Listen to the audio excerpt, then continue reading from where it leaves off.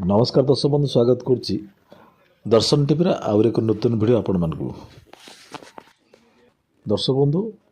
खोर्धा जिलार रामेश्वर पंचायतर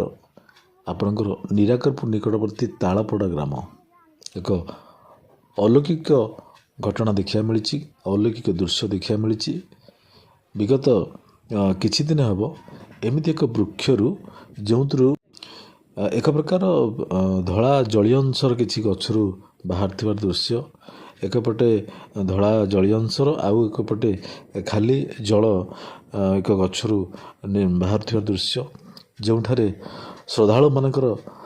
हजार हजार श्रद्धालु मानकर भिड़ जमी यह एक अलौकिक घटना बोली ये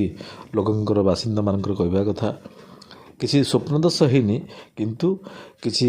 साधु सन्त मैंने आसिले कहले जे आपण मानक विगत आसंता 2-4 दिन भितर निश्चिंत भाव आप स्वप्नदश हम तो श्रद्धालु मान कह कथा जो आसापे जो माँ मैंने जो मैंने आसुन देखा मैंने से कहते एठारे स्वयं महादेवंकर आविर्भाव बोली अनुमान करा कहीं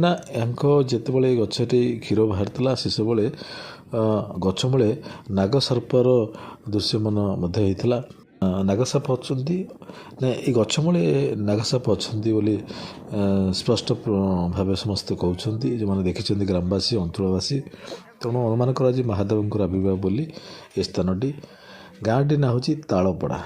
दर्शक बंधु भिडियोटी को आप शेयर कले निश्चिंत भाव प्रभुंर कथाटी सबू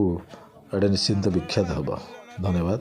चैनल टी को सब्सक्राइब कर आध्यम बोलें लाइक तो निश्चय करेंगे। धन्यवाद।